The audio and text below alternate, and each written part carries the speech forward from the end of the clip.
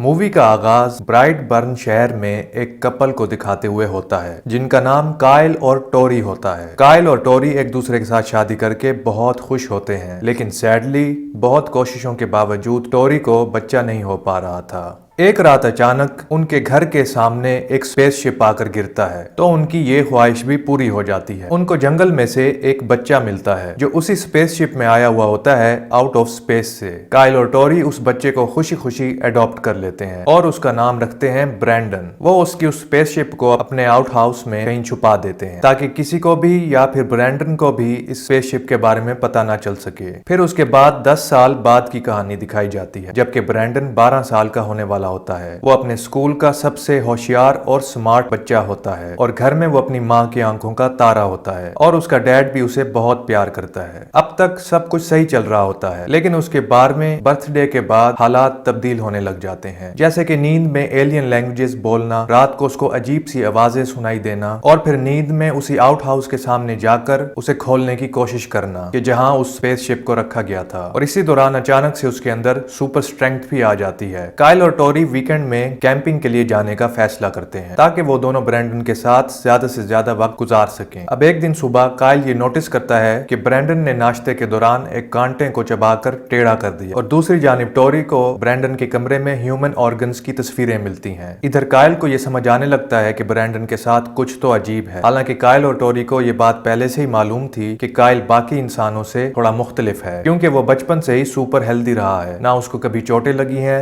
हड्डी टूटी है और ना कभी वो ब्लीड आउट हुआ है। अब काइल और टोरी ये सोचते हैं कि ब्रैंडन बड़ा हो रहा है, इसीलिए शायद उसके अंदर फिजिकली एंड मेंटली बहुत सारे तब्दीलियां आ रही हैं। तो इसीलिए वो दोनों ये डिसाइड करते हैं कि काइल एज ए फादर उससे इस बारे में बात करे और उसे समझाए। अब कैंपिंग ट्रिप के दौरान रात को ब्रैंडन टेंट से गायब हो जाता है और उसी की क्लास में पढ़ने वाली एक लड़की केट के घर में उसे स्टॉक करने चला जाता है। उसके बाद वो अपने ही घर में रात के वक्त पोल्ट्री फार्म में मुर्गियों को अजीब तरीके से घूरने लगता है और आधी रात को काइल और टोरी के सो जाने के बाद वो सारी चिकन्स को मार डालता है। काइल जब फार्म में आकर मुर्गियों की ये हालत देखता है तो वह आकर टोरी को बताता है कि ये काम ब्रैंडन का ही किया हुआ है, लेकिन टोरी उस पर यकीन नहीं करती। वो उसे कहती है कि 12 साल का एक छोटा सा बच्चा ऐसा क्यों करेगा, और बल्कि वो काइल को ही ये सुनाने लग जाती है कि वो अपने ही बच्चे पर शक कर रहा है, जबकि ये काम भेड़ियों का किया हो सकता है। अब अगले दिन स्कूल में जिम क्लास के दौरान सबके सामने केटलिंग ब्रैंडन की इंसल्ट करती है, जिससे ब्रैंडन को काफी गुस्सा आ जाता है और वो केटलिंग के हाथ को बुरी तरीके से तोड़ डालता है। अब पनिशमेंट के तौर पर ब्रैंडन को सिर्फ 2 दिन के लिए स्कूल से सस्पेंड किया जाता है, जबकि केटलिंग की मॉम एरिका ये चाहती होती है कि उसे अरेस्ट किया जाए, लेकिन ऐसा होता नहीं है। फिर स्कूल ये डिसाइड करता है कि सस्पेंशन पीरियड खत्म होने के बाद स्कूल की काउंसिल मिस मैरिलिन, जो कि ब्रैंडन की आंट भी होती है, वो उसकी काउंसलिंग किया करेगी। अब उसी रात ब्रैंडन को फिर से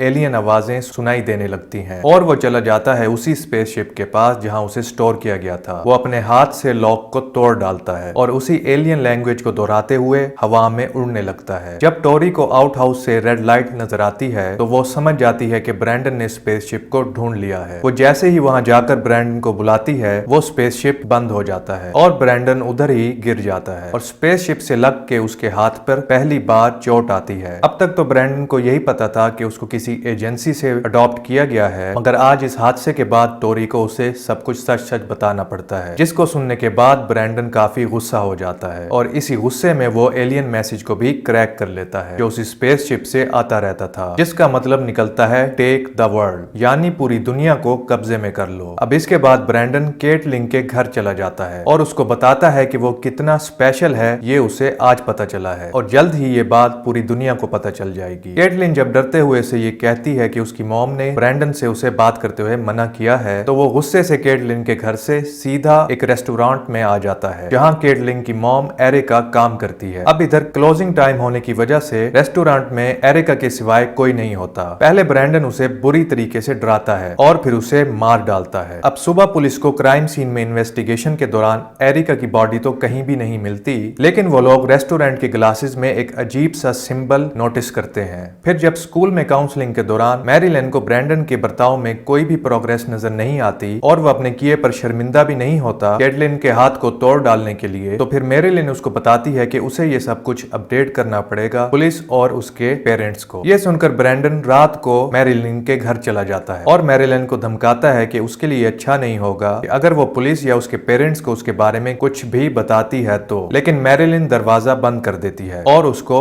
घर जाने के लिए कहती है। अब इसके बाद घर में ब्रैंडन के अंकल नोहा आ जाते हैं और ब्रैंडन को उसके क्लोजेट में छुपते हुए देख लेते हैं। फिर वो ब्रैंडन को डांटता हुआ उसे उसके घर लेकर जा ही रहा होता है कि ब्रैंडन अपने अंकल पे हमला कर देता है। वो बचने के लिए अपनी कार को लेकर वहां से भागने की कोशिश तो करता है, लेकिन ब्रैंडन नोआ को बहुत ही बेरहमी से मार डालता है और नोआ के ब्लड से वही सेम सिंबल ड्रॉ करता है जैसा कि एरिका के क्राइम सीन पर पुलिस को मिला था। अब अगले दिन काइल और टोरी ब्रैंडन को अंकल नोआ के गुजर जाने का सैड न्यूज देते हैं, लेकिन ब्रैंडन को इससे कोई फर्क नहीं पड़ता और उसके चेहरे पर कोई भी सिंगल एक्सप्रेशन नहीं होता। काइल को पहले भी शक था ब्रैंडन पर और उसकी आंट मैरीलिन से भी उसे पता चल जाता है कि ब्रैंडन कल रात उनके घर गया हुआ था। अब काइल उसको सब कुछ सच सच कहने के लिए बोलता है, लेकिन ब्रैंडन अपने फादर को धक्का मार के ऊपर चला जाता है। उसका ये सुपर पावर देखकर काइल और भी ज्यादा श्योर हो जाता है कि जो कुछ भी हो रहा है वो सब ब्रैंडन का ही किया हुआ है। फिर ब्रैंडन के रूम की तलाशी के दौरान काइल को उसके रूम से एक शर्ट मिलती है जिस पर नोआ का खून लगा हुआ था। वो टोरी को उसी वक्त बताता है कि ब्रैंडन अब वो पहले वाला मासूम बच्चा नहीं रहा, बल्कि अब वो सबके लिए एक खतरा बन चुका है। लेकिन टोरी अपने खामंद पर बिल्कुल यकीन नहीं करती है, लेकिन काइल को ये अंदाजा हो गया था कि अगर ब्रैंडन जिंदा रहेगा तो बाकी लोगों की मौत पक्की है। इसीलिए वो ना चाहते हुए मजबूरन ब्रैंडन को शिकार के बहाने एक ट्रिप पर लेकर जाता है और उसे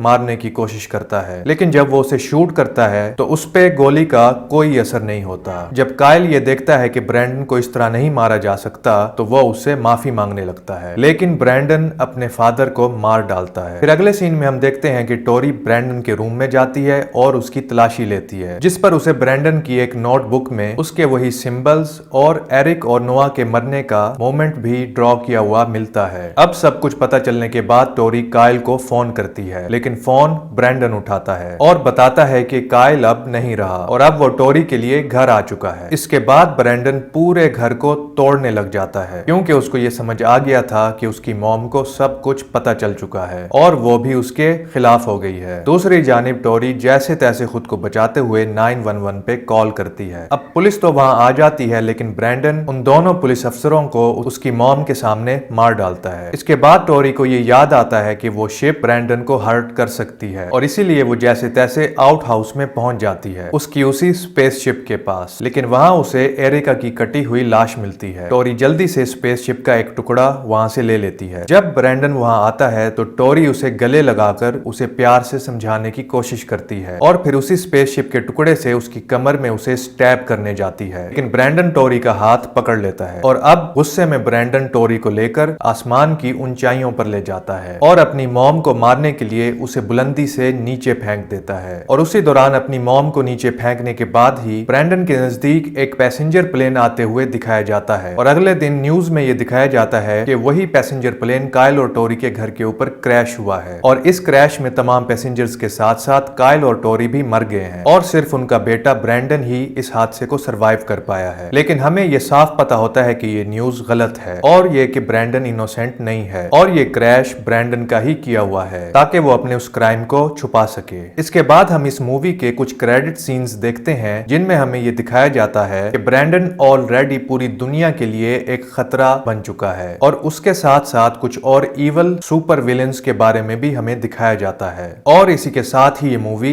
एंड हो जाती है।